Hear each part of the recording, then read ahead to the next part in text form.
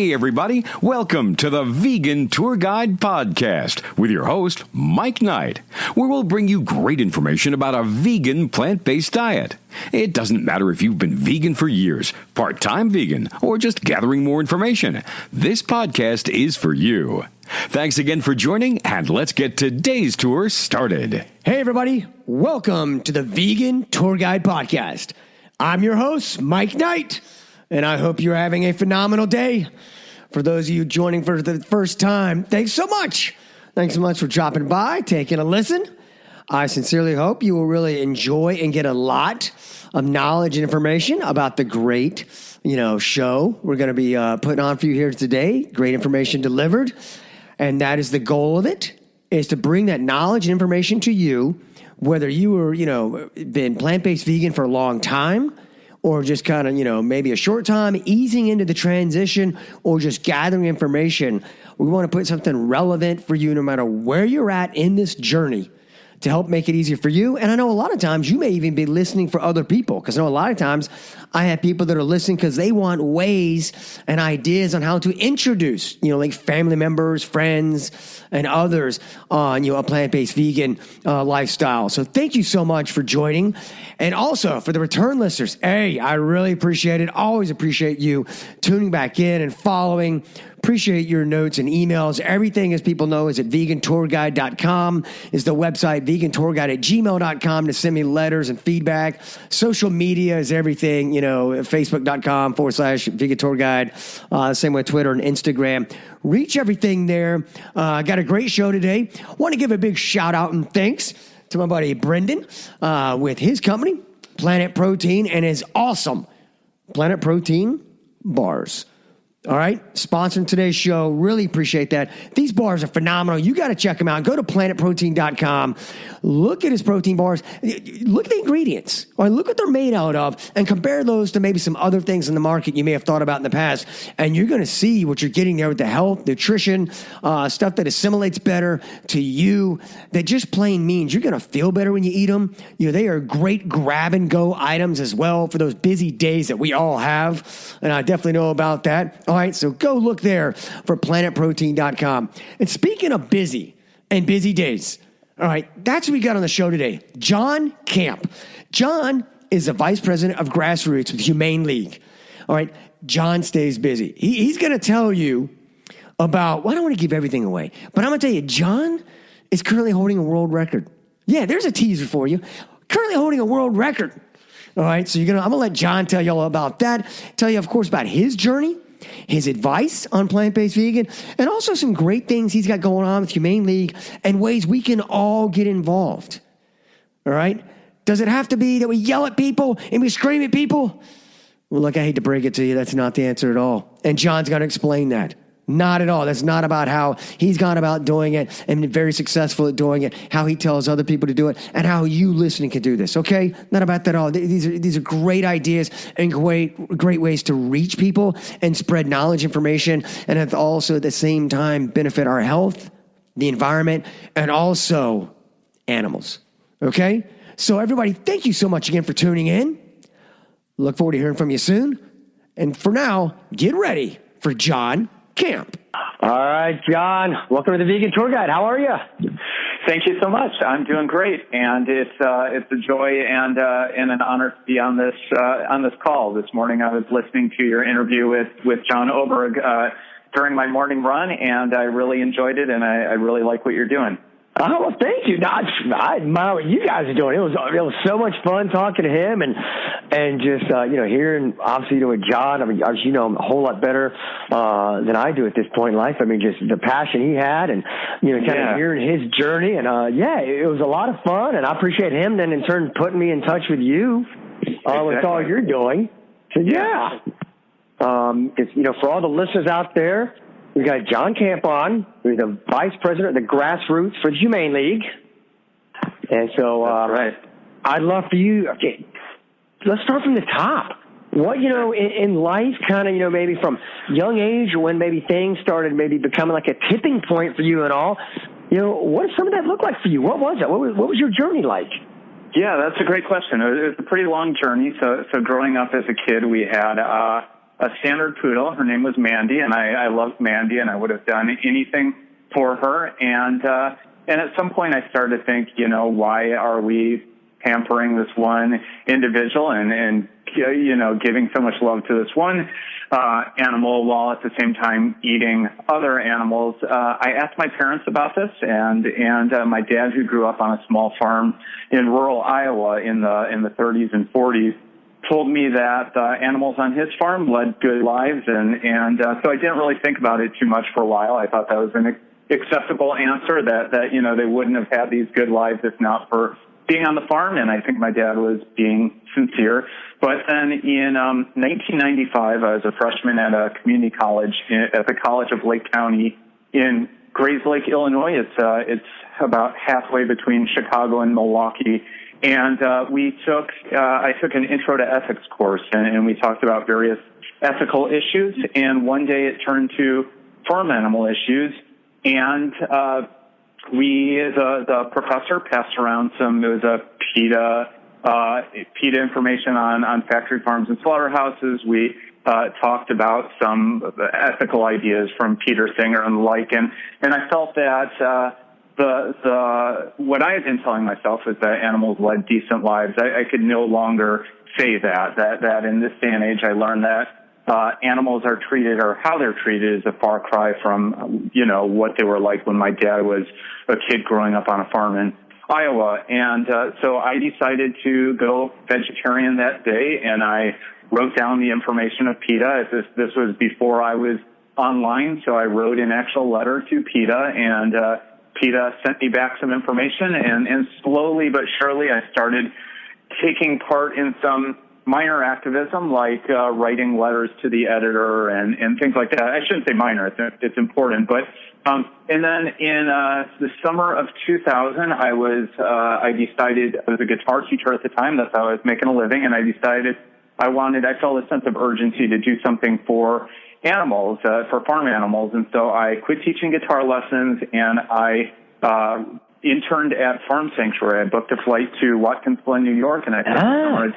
Yeah, and so I spent the summer of 2000 interning for Farm Sanctuary. After that, I realized I wanted to do even more for farm animals, so I moved to the Washington, D.C. area and started getting involved as a volunteer with groups like Vegan Outreach and Compassion Over Killing, and I started leafleting for Vegan Outreach on college campuses just as a volunteer. And then in 2004, Vegan Outreach let me know that they had their first position open for a paid outreach coordinator, somebody who would go around from college to college leafleting campuses, and asked if I wanted that position, and I said absolutely. And then I spent pretty much the next 10 years going around from college to college throughout the United States, leafleting on college campuses. Eventually, that led to a managerial position where I was doing more of the managing of leafleters. And then about 2 years ago, I decided it was time for a change, and I had always been a huge fan of the Humane League, and I was recruited to work at the Humane League as the vice president of grassroots, overseeing our grassroots team. And so I'm coming up on my 2-year anniversary at the Humane League, and so far it's been a labor of love, and really, really excited to be doing this work, and really excited to be a part of the Humane League. Well, that is awesome. I mean, because you literally have made a life then out of passion. I mean, I know from even looking at some stuff, like you said, guitar lessons, I even saw like on Facebook and all like that. That's something obviously that's still in the background. It's like a passion for you. I've seen posts and all. So that's pretty cool. I mean, you went from that one passion in life, and now you're in the passion of helping animals, especially the farm animal plights, and that's very cool.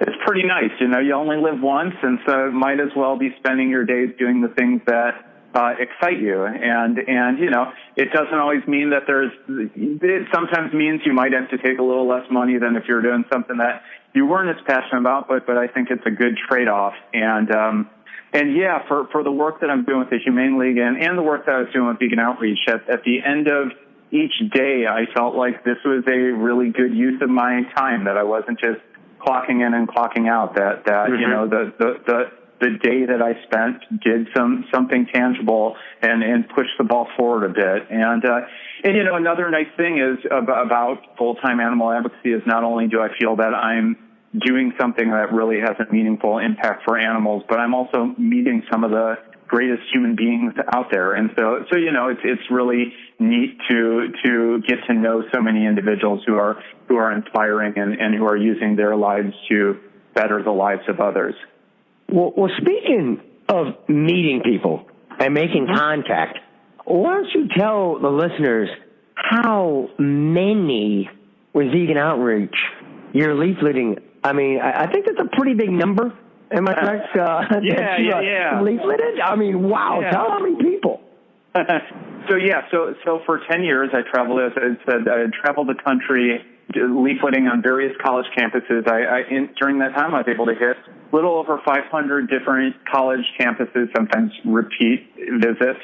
And I was able to leaflet, personally give out 1 million or a little over 1 million booklets to individuals. And as of now, I hold the world leafleting record, but I know there's this guy, Steve Earlston in California, who's creeping up on me. And I welcome that, when he does it. He's an amazing human being. And I'm glad that, me doing that has inspired others to try to do that too. So yeah, it's pretty awesome to be able to reach that many individuals. I feel like, when I go to bed at night, there's some peace knowing that I've reached that many individuals. And it also has given me a good, I think, view of reality and how normal human beings think about animals. Because, sometimes it's easy for us to get in a bubble and to, on social media, just communicate with fellow vegans.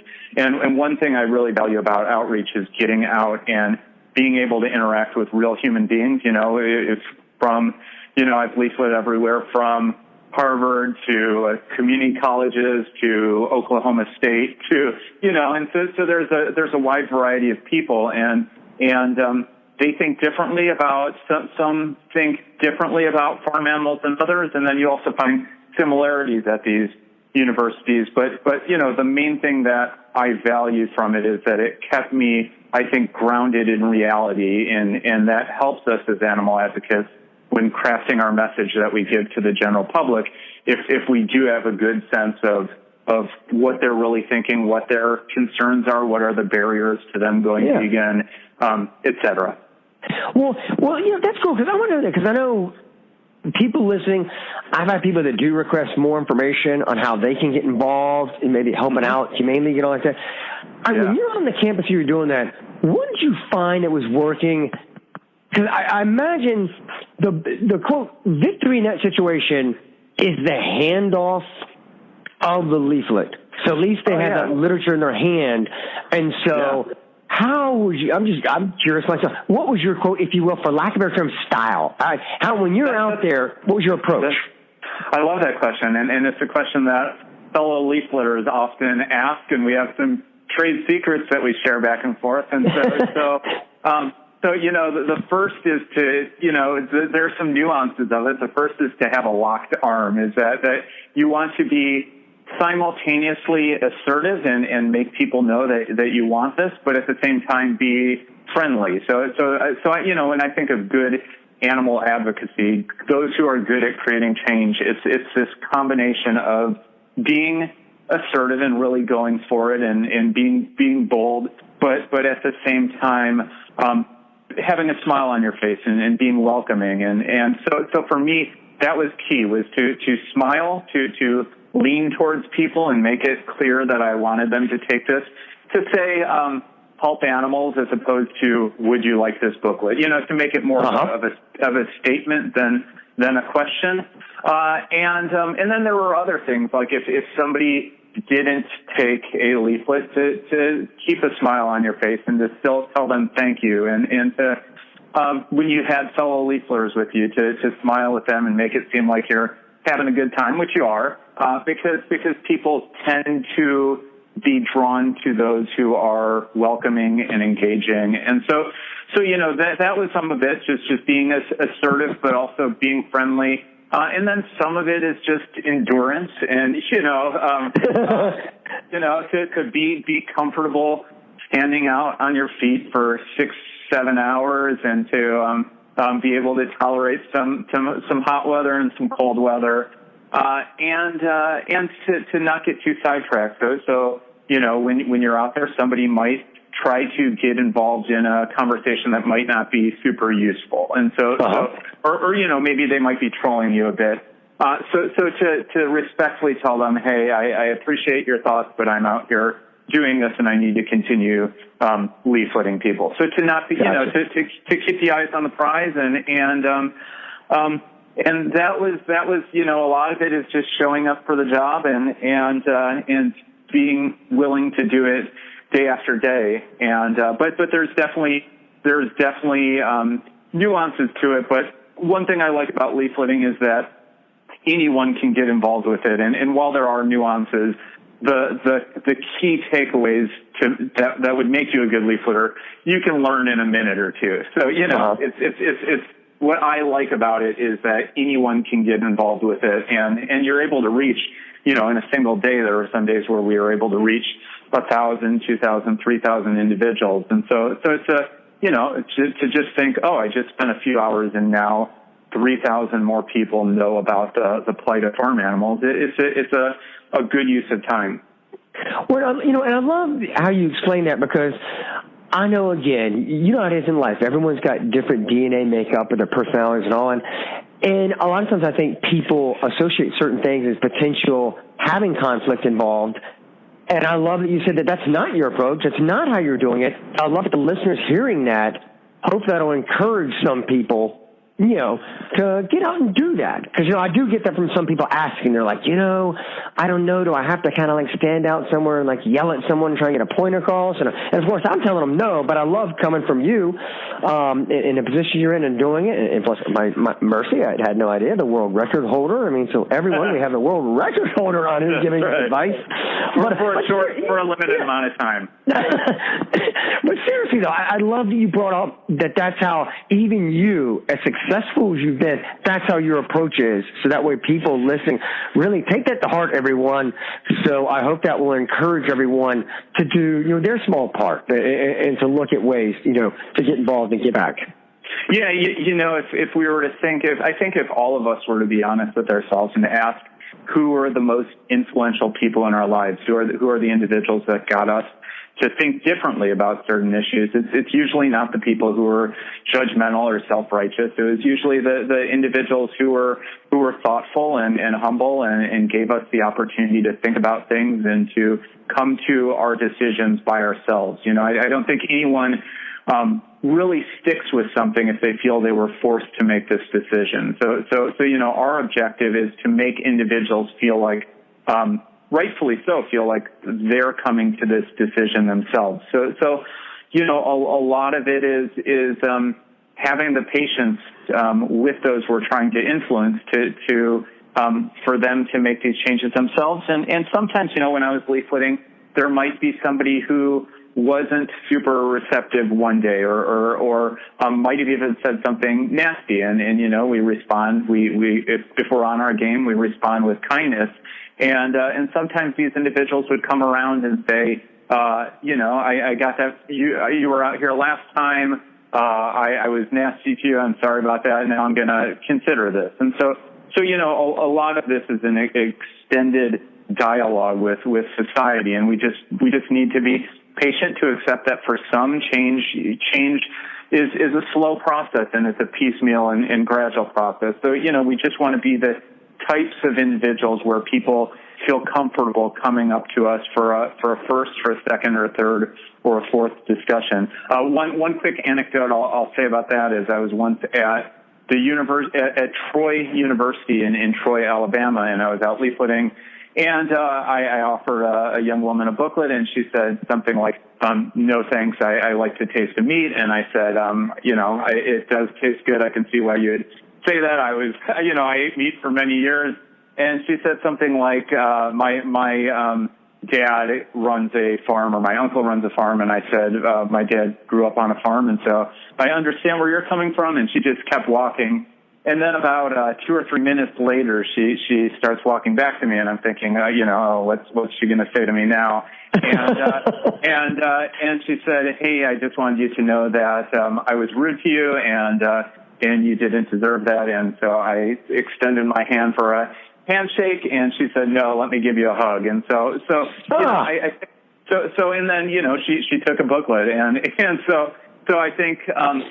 If I were to, the moment she said something like that, if I were to just get defensive and yell at her or say something, we would have never had that second interaction. And so I think it's just important for us. Sometimes, like I said, when we're on social media and our only friends are fellow vegans, we can think that just because our friends think a way, that's how the rest of society works, or this is a good tactic. But out in the real world, I think that this is, for some, veganism is kind of a foreign concept, and it might be a little scary at first because it's questioning how others have acted in the past, or their past decisions, or it's threatening to them to take away what at the moment is their favorite foods. And so I think we need to have some empathy for those we're reaching out to, and to just remember that most of the individuals who have influenced us have been most likely thoughtful people who gave us the patience and autonomy to come to our decisions ourselves. Exactly. And I love, like you said, the patience. I mentioned it, before my show, and John and I even were talking about it, on the previous show, about just kind of the proverbial meeting people where they're at and letting people know it doesn't have to be immediate. He even brought up like a great point. He was talking about, if someone tries to go immediately plant-based vegan, but they only last for 42 days, and then it's just like, this isn't working, what did we really gain in the long run? Right. It's about, let's let someone go gradual. So I'm glad you brought that up too, because that's the same thing I profess to people. I'm like, look, do it at your own pace. If it's one of those things for you, I tell people still to this day, I have close friends of mine that, no, they're not plant-based vegan right now. However, by knowledge I've been able to provide them and share with them, and they listen to podcasts and stuff, that, it's something that they now do multiple meals a week that are like, plant-based and vegetarian. And that's, it's still progress, down, if you will. It's progress. And I like that. Yeah, it's encouraging steps in the right direction. And, progress begets more progress, and steps in the right direction usually lead to more steps in the right direction. So, I think it's just encouraging individuals to keep along that journey. So I wholeheartedly agree. I think that we are going to win people over when we encourage piecemeal change, and that's usually how change happens. I know for me, I started off as a vegetarian, and I was a vegetarian for 3 or so years. I didn't really know how egg-laying hens or dairy cows were treated. And then I met some vegans, and they were telling me a bit about that, offered some vegan food, and I realized this was doable. And eventually, slowly but surely, I went vegan. And so for me at least, it was also a very a gradual process. And also, when we look into the science of what works, we have found that people who take this at a gradual pace are usually more likely to stay vegan than those who just jump into it. Again, that's not to say though that for those who want to go vegan now, you shouldn't. I mean, if the passion's there and you've got the resources, by all means do it. But at the same time, I think we need to remember that anyone who's taking a step in that right direction is an ally of ours, and is we need to encourage those steps in the right direction because they do matter. Yep. I agree with you, because I've told you before that asked me, like, all right, should I just go all in immediately? I said, well, there's a small percentage, in my opinion, of the population. Yeah, they can do that. Mindset, willpower, however you want to phrase it. I said, when you really think about it, for most people, it's taking something that may have been 20, 30, 40, 50 years or more of, quote, eating habits and trying to change it in a day. I mean, it's like you and I going down the highway right now at 150, in some souped-up car, and then I look at you and say, all right, rip the emergency brake, and we just rip it up like in a movie and spin it, backwards. It's not going to end well for you and I, and that's unfortunately what people set themselves up for, and then they come out the back end going, well, that was miserable. Doesn't work. I felt awful. My body felt bad. Right. And so I tell people, look, that's going to happen. I said, plus I tell people sometimes there will be, depending on maybe how much you used to do some things, there'll be a little bit of quote withdrawals, and withdrawals are your body getting over something that was an addiction. And so I tell people, sometimes there'll be a little bit of that maybe, depending on how quick you try and do something, but that's almost a good thing to think about, because once you're on the other side of it, you have something that was an addiction to your body out of your body now. That's right. Yeah. And it's sometimes, for example, I'm coming up on my 20-year vegan anniversary. And so for me, it just seems like second nature. This is, I don't crave any non-animal products, and what's normal to me at this point are vegan products. But I have to remember that a lot of these individuals who I'm talking to might not have had too many vegan meals in their life. And so it's just important to remember that what might be normal for us, as you were saying, is kind of a radical transition for them, and to be patient and empathetic with them. Gotcha. And a lot of times, like I'm sure you do, obviously in your position, I tell people, just leading by example. I have more people to trip that I go out to like a dinner with that maybe, that are new, like a business setting or something, and they'll see it, and they'll see what I'm ordering, and it'll spark a conversation. If you're, especially at a place where everyone's ordered, some chicken dish, steak, or whatever, and you're the lone person there with like 3, side dish, side plates of veggies on there. But I've had more often than not that'll happen. Goes in a conversation, I'll wind up handing out my Vegan Tour Guide business cards. Here you go.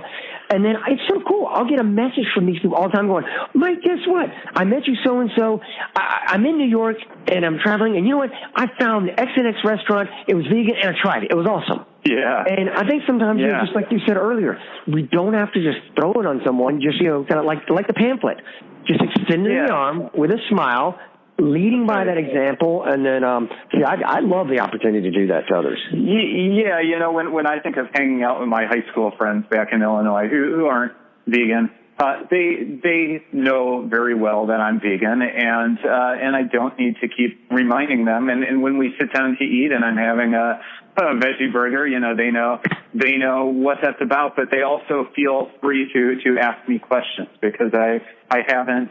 I haven't made them feel on the defensive. And so some of them have tried more veggie burgers. I know my brother who was a frat boy in college, and he used to mock me for being vegetarian, but I was pretty respectful in return. And at some point about 20 years ago, shortly after I'd gone vegan, he called me up to let me know that he had been thinking about going vegetarian, and I said that was a huge it was wonderful news to me, and he gave it a shot, and 20 years later, he's still vegetarian. And so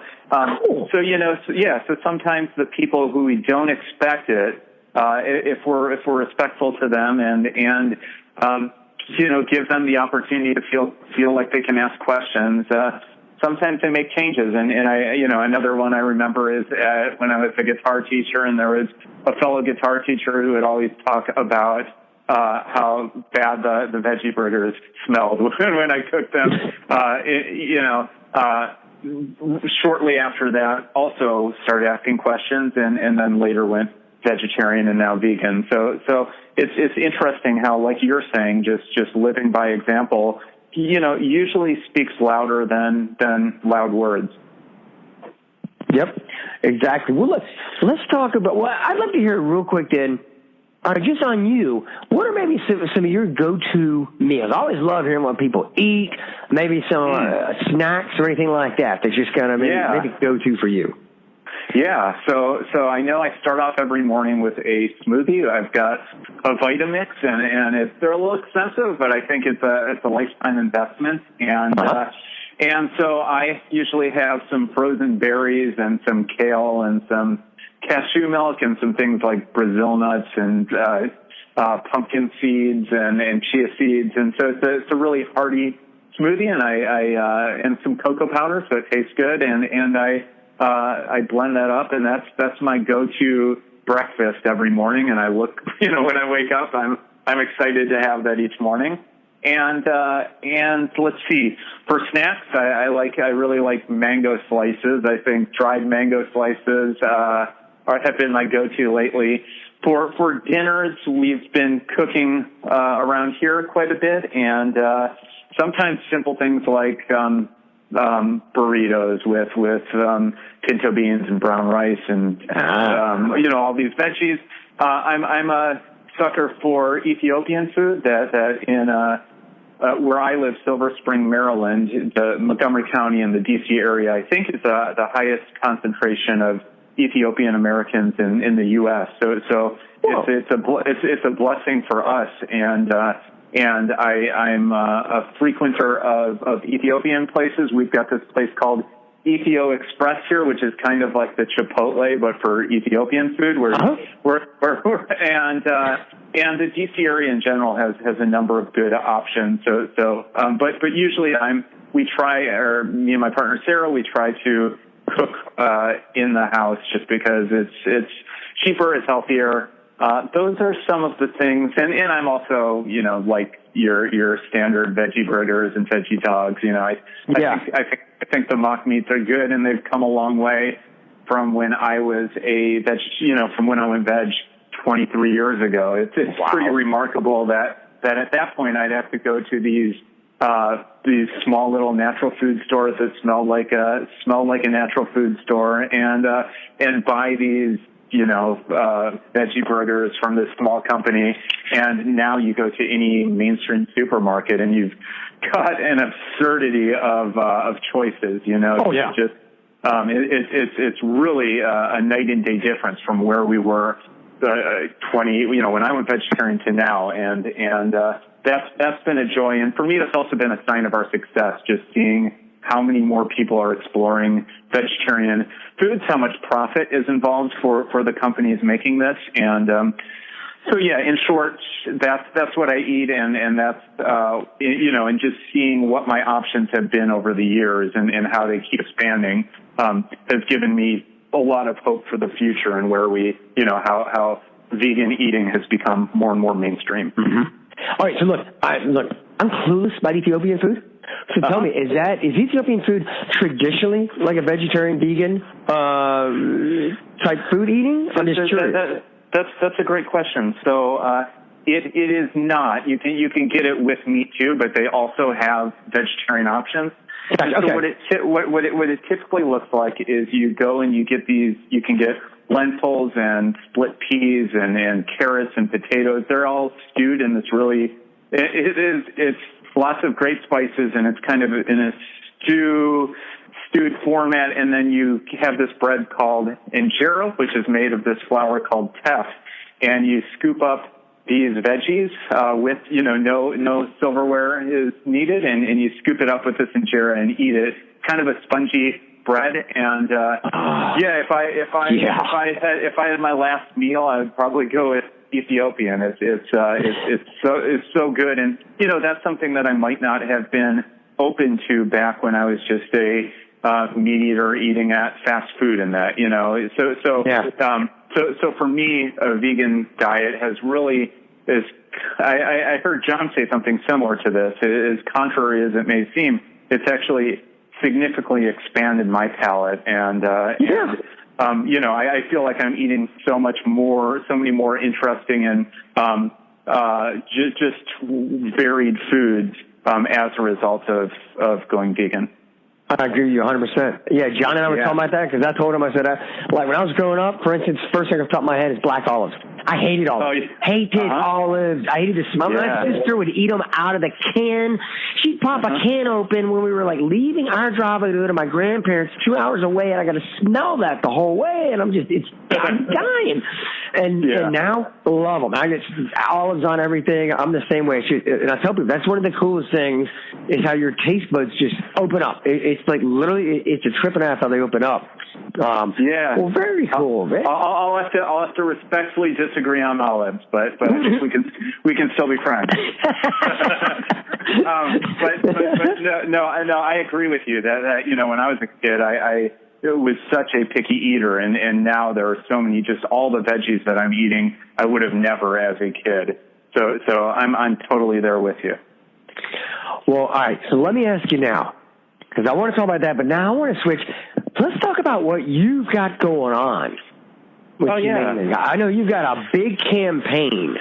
Mm-hmm. That is really kind of your. Can you tell everybody listening about that campaign and what's behind it? Yeah. So right now we're focusing on our main focus is what's called the 88% campaign.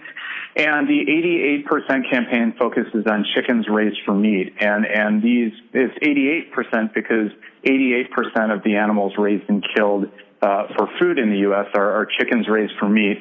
They have virtually no protections, and they're right now treated in some of the most atrocious manners. And so what we're doing is we're going company by company, asking and sometimes campaigning against companies to get them to improve the standards, to make life more bearable for these, over 9 billion chickens raised and killed for food each year. The three main asks that we're asking, one is to have higher welfare breeds so that these chickens don't grow so, they're genetically bred to grow so fast that often their limbs and their organs can't keep up with their body weight. So to go for slower growing breeds. We're asking for controlled atmosphere stunning during their last, few minutes of life, as opposed to being live shackled and slaughtered, where they're often killed while they're still fully conscious. So, to make their last few moments on Earth bearable as opposed to torturous. And then the third is just adding environmental enrichment. So some basic amenities like having windows so that they can feel some or see some fresh sunlight, to have more space so they're not just so cramped up amongst each other.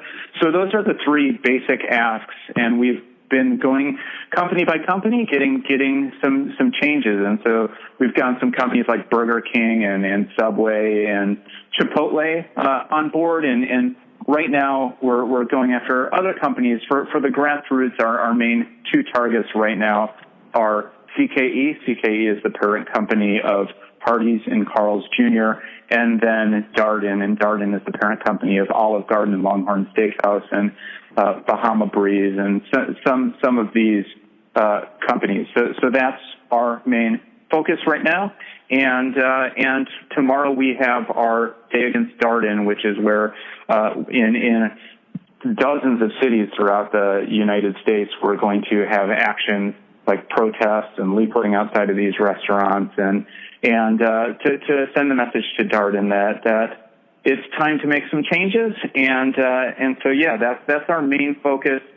Some other things that we're focusing on right now is the Prevent Cruelty California campaign, which is which there's going to be a ballot initiative that will be on the ballot a year from now. So last night was election night in the U.S., and so a year from now during election night, voters are going to have the opportunity to improve to vote to improve the well-being of the farm animals. So they'll be banning some of the cruelest confinement practices, and then also banning the sale of products that come from these confinement practices. So the Humane League, our Chris Hendrickson, he is a former Boston grassroots director at the Humane League.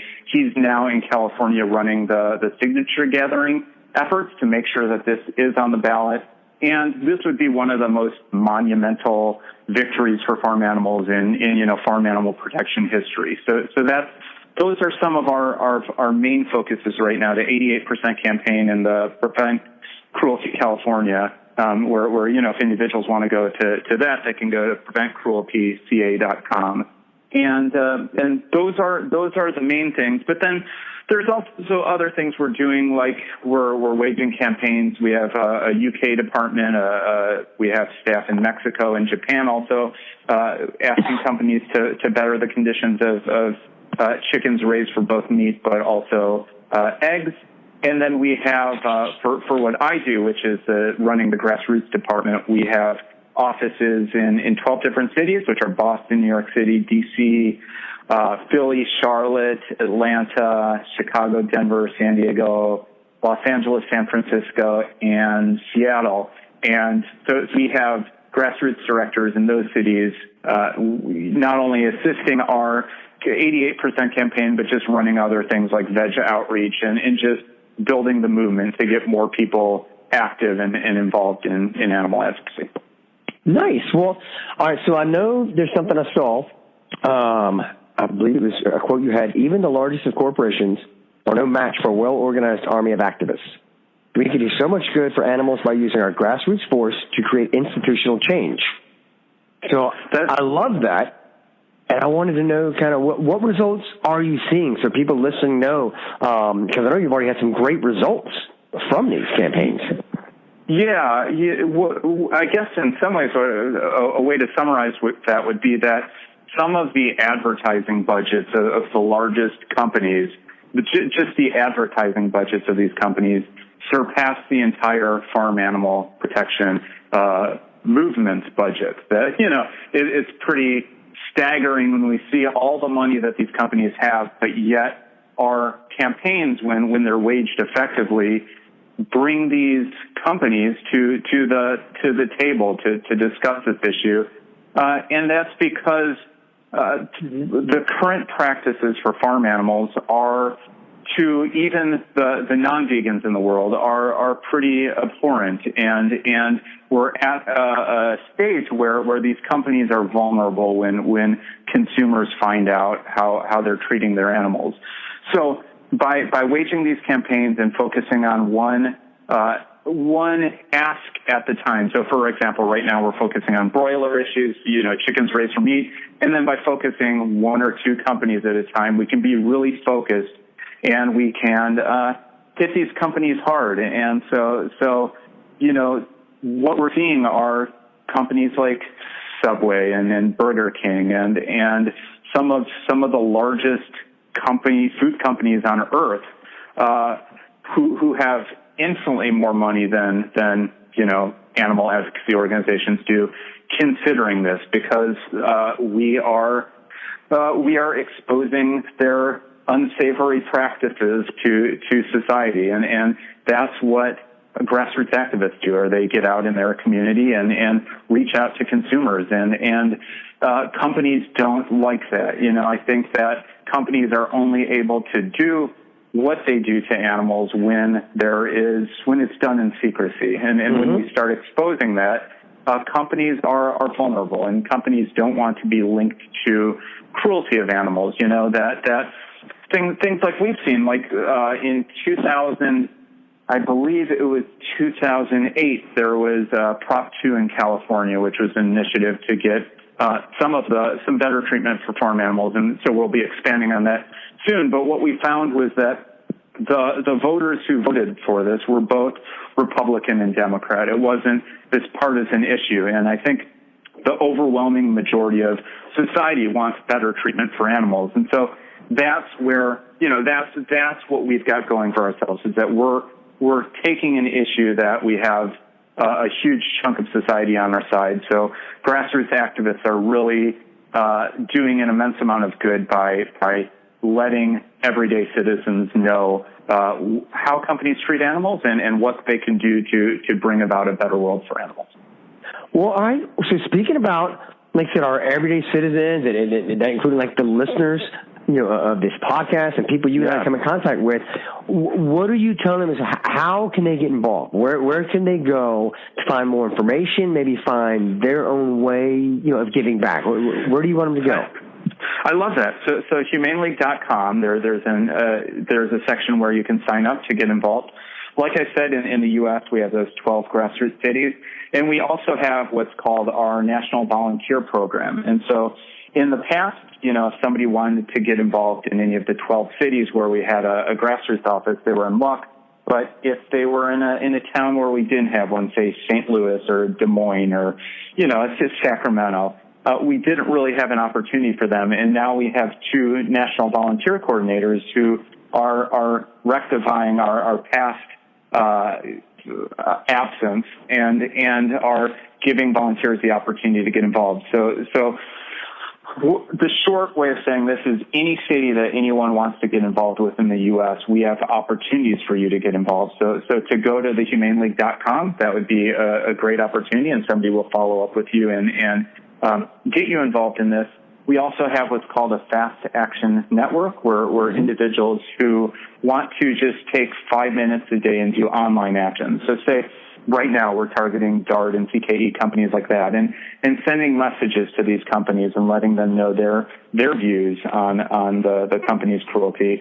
This goes a long way, and companies really do listen. So I used to be a little skeptical of online activism, but I think that we've come a long way in that we're finding ways to make it really effective. So, the Fast Action Network, you can Google Fast Action Network, the Humane League, and you'll be able to sign up there. And it's really remarkable how much good 5 minutes doing these well-organized online actions can do.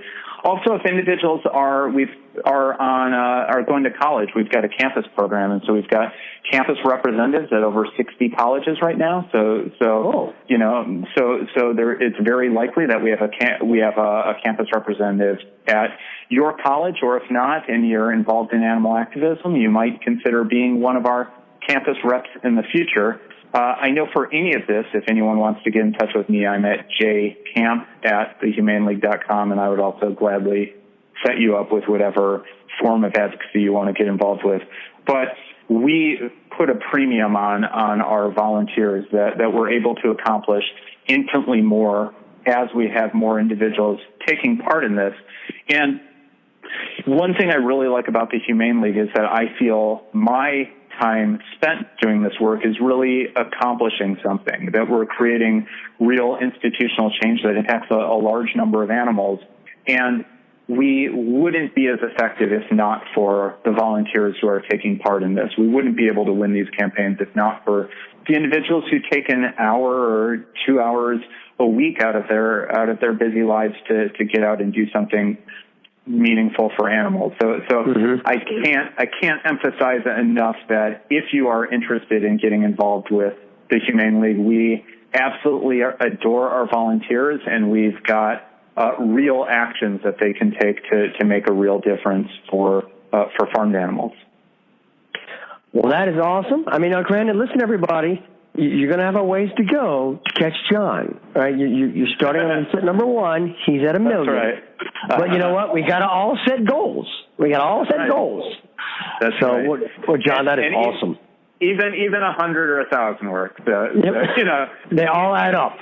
They do all add up, and for some, leafleting might not be their cup of tea, but there's so many other ways to get involved. And while there is a lot of suffering out there, there's also a lot of opportunity to reduce that suffering. And there's never been a better time to get out and do this. And we're also just seeing real progress. And so it's nice to be a part of a movement where there is actual progress happening, and that all of us can be a part of something that really reduces the suffering of animals.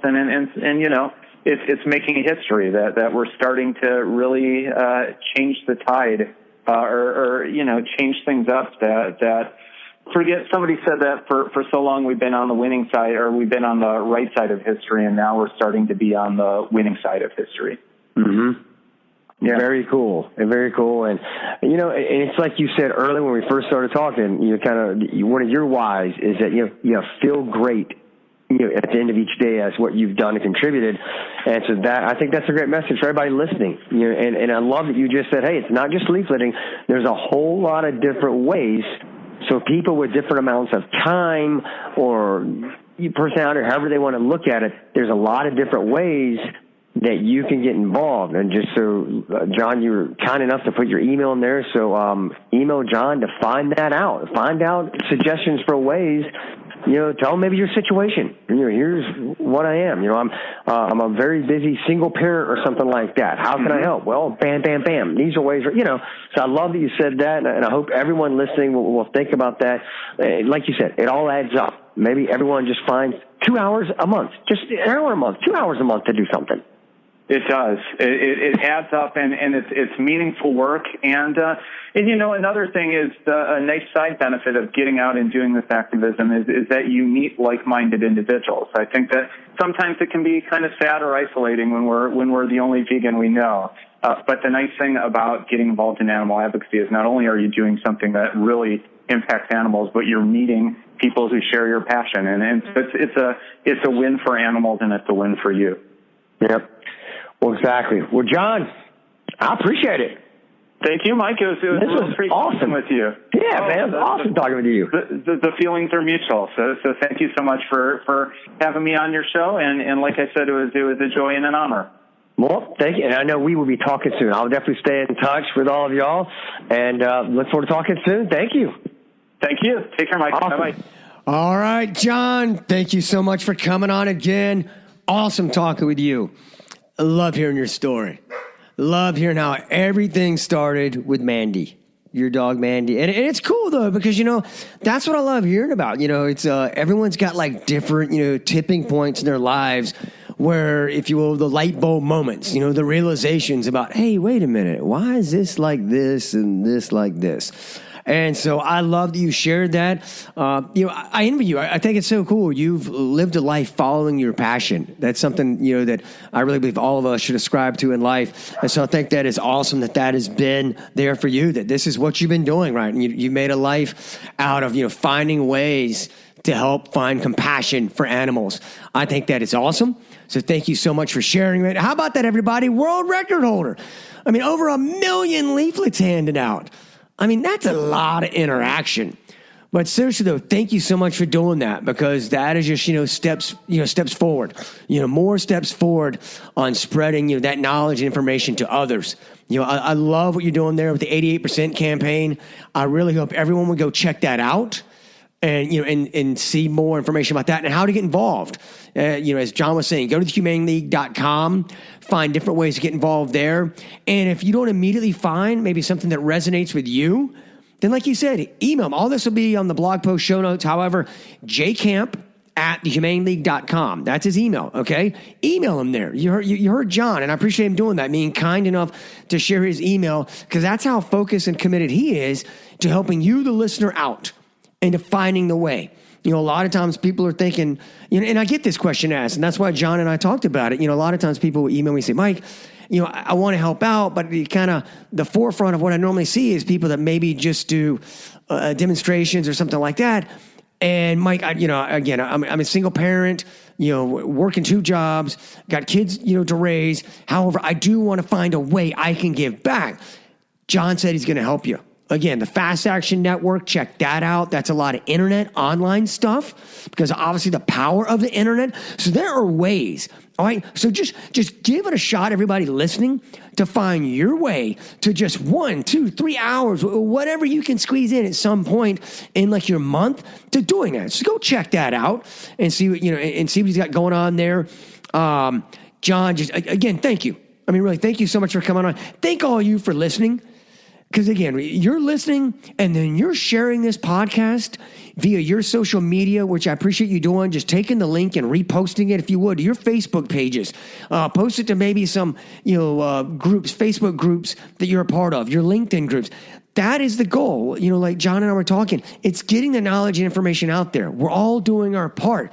And you helping me do that continues to help that. It helps me be able to bring, people on that we can all learn from, that we can relate to, and we can and find out information. Because I know there's a lot of people that listen up until kind of hearing John talk were thinking that the ways, to quote, maybe help animals was maybe a lot more, if you will, involved, physically involved. Like he was talking, that if you do go to Leaflet, you may be staying there 7-8 hours a day. Some people are going to do that. That's awesome.